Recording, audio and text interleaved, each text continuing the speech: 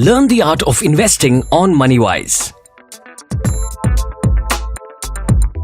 Welcome to the Moneywise podcast. This is Sheetal, and yes, you have heard plenty about wellness in recent times. That has come into sharper focus: physical wellness, mental wellness, and indeed, along with that, financial wellness. And it turns out that the first two that I mentioned, are interconnected or linked to the latter, your sense of financial well-being. So we've decided to catch up with an expert who has experience in both arenas. He is a physician and a cardiologist himself. His name is Dr. Amit Modgil. And he has been part of Suman Hospital in Ludhiana for a long time now. And he has, as a physician, over 27 years of experience. In addition to that, like I said, this is an intersection of disciplines. So yes, Dr. Modgil also has been an investor himself and has keenly watched that space for a long time. So we are going to have the benefit of his wisdom from both sides at our disposal today. Thank you so much, Dr. Modgil, for joining us on the show. Welcome to the Moneywise podcast. How are you? I'm good. Thank you so much, Sheetal, for making me a part of this Moneywise series. And it's a very important aspect of wellness today. When we talk about that subject, right? Financial well-being is a big part of it, because sometimes your mental wellness is deeply linked to your anxieties and worries on account of your finances. And here you are to tell us more about this. And you're a great believer yourself, Dr. Modgil, in keeping an eye on health, personal as well as financial, right from the start. So do you think the two of them are connected? And if so, how do you see the connection happening? Oh, yes, certainly. They are very well connected. And I believe that if a person is financially healthy, he can take care of his personal health in a better way. And being financially healthy, it gives you more time and resources to take care of your health, be it physical health or mental health.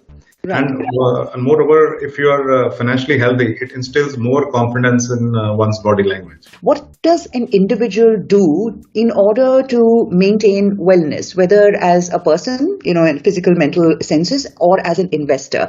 What do they do to maintain a high quality, for example, of their investment portfolio and themselves? Okay, as you very rightly mentioned in my biodata, that I'm a consultant physician by profession.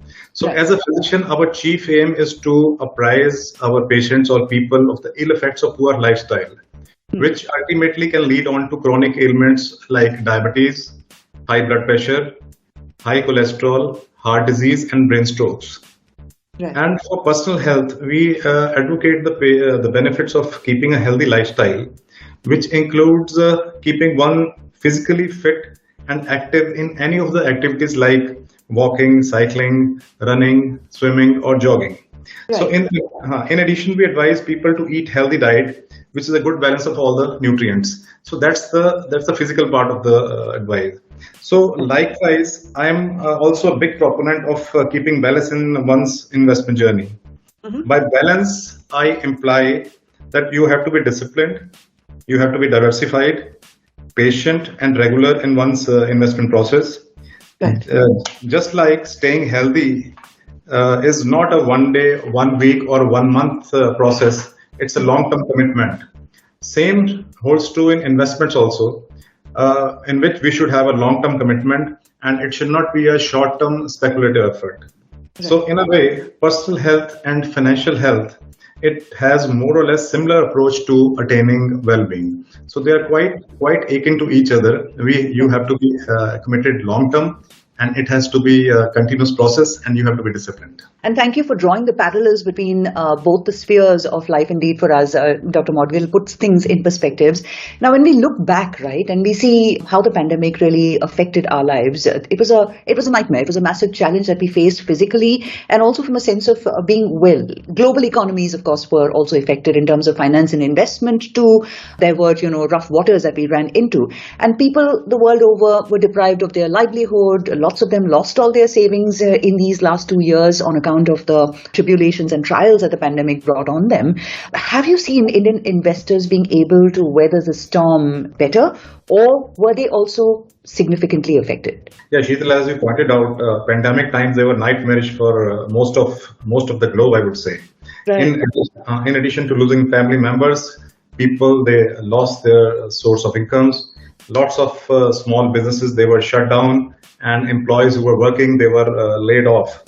And it was really a very, very tough time for an ordinary man. And only those people who were able to, who had deep pockets, and who were prudent investors prior to the onset of this pandemic, I guess they were able to weather the storm. And the rest, and people who were living by the day, they were really hard done by this pandemic. It was a very, very tough time for majority of the people. Barring a few, it was very, very tough. Yeah, I mean, so generally speaking, everyone has been affected in some way or the other, the pandemic, which brings me to this other concept. Another way, in fact, in that health and finance are kind of similar. The idea of starting early. Both areas, I think people tell you that the sooner you start focusing on your health, the better you will be in your older years. And the same mantras, I think, hold for financial fitness as well. Start early is what all of our experts have been telling us across the many podcasts of the Moneywise series. And yet, Dr. Modgil, we see a lot of young people suffering from health issues. Is this a mindset thing that you're seeing? Are we unable to get people to understand age-old wisdom about the benefits of starting early in both these areas? It's a very, very tricky thing. Yes, of course. We can teach our young brigade the benefits of physical health and financial health.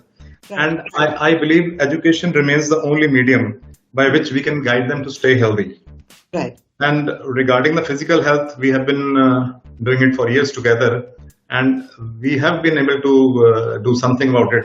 But regarding the financial literacy, I think your mutual fund companies and their association, they are doing a great job, and they are running a very informative campaign in the electronic media, which goes with the tagline "Mutual Fund Sahi Hai."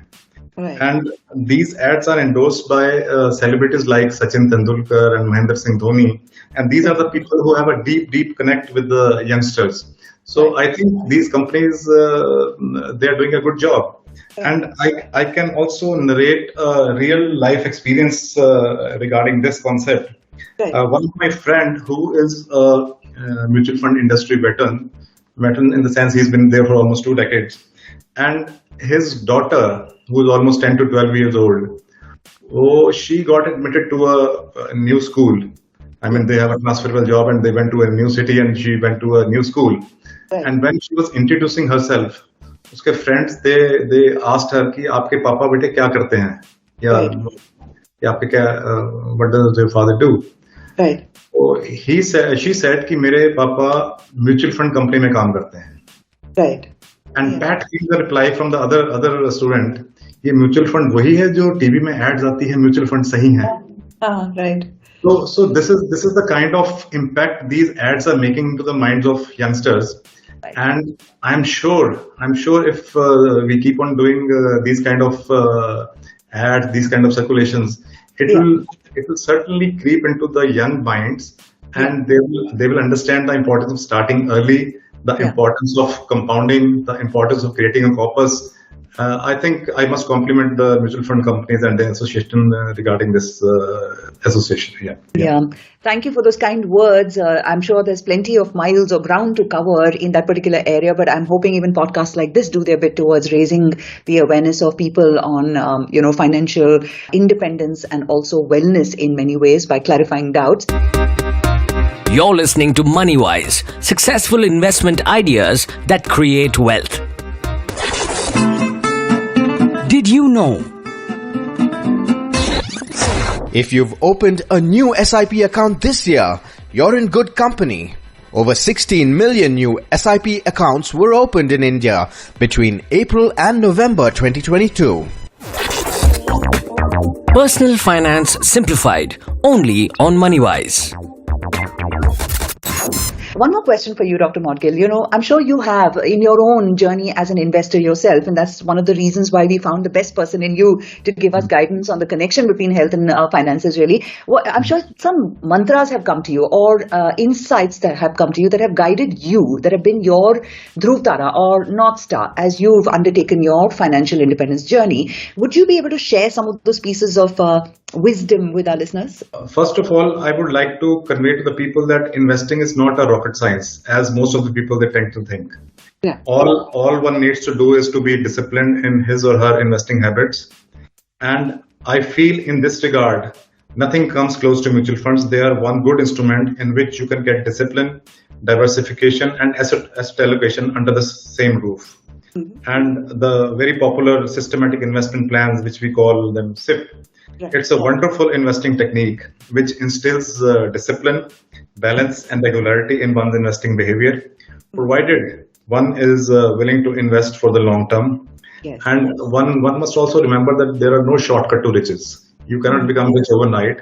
It has to be a slow and a gradual and a tedious process. Yeah, just like physical health as well, right? I mean, you don't become physically fit overnight. You needed to have worked. You need to work on it, eat right from the beginning, exercise, all of the things. So I see the similarities over here with respect to financial independence journeys as well, Dr. Modgil. Is there a piece of advice that you received, perhaps from a mentor or someone influential in your life early on in your college days, perhaps, or when you were just about beginning to earn, or even if you were when you were a younger child, that has always stayed with you, Dr. Modgil? Yes, my father used to guide me on investing, but sadly in those times equity cult was not there, and we were more hammered on the concepts of PPFs, recurring deposits, LICs, real estate, and the equity cult and mutual fund cult. I think it came in early 90s and late 90s, and I, as an investor, I was introduced to mutual funds in 2006. Again, a friend of mine who was in the industry, he told me the nuances of mutual fund and the concept of SIP. Right. And since then, there has been no looking back for me. And I'm a regular SIP investor, and I'm doing for last almost 16 years. Yeah. And right now, I'm enjoying the benefits of compounding also. Wonderful. And I intend to continue this mode of investing because this model has been proven to be fail-proof over and over again. And I simply swear by this model and the product. And in the end, I can also say that mutual funds वाकई ही सही हैं. Thank you. Yeah, very nice. Thank you so much for those words of advice and guidance, Dr. Modgil. And this is a perfect time of the year when we need such direction from people like yourselves. We are making resolutions about how we want 2023 to be better in terms of reaching our goals and personal goals and aspirations. And certainly looking at your finances can help you towards that. And thank you so much for being on this podcast, the Moneywise podcast, Dr. Modgil. Thank you. Thank you so much, Sheetal. You're listening to Moneywise, brought to you by IDFC Mutual Funds. Check out the rest of our series for more investment advice. Mutual fund investments are subject to market risks. Read all scheme-related documents carefully.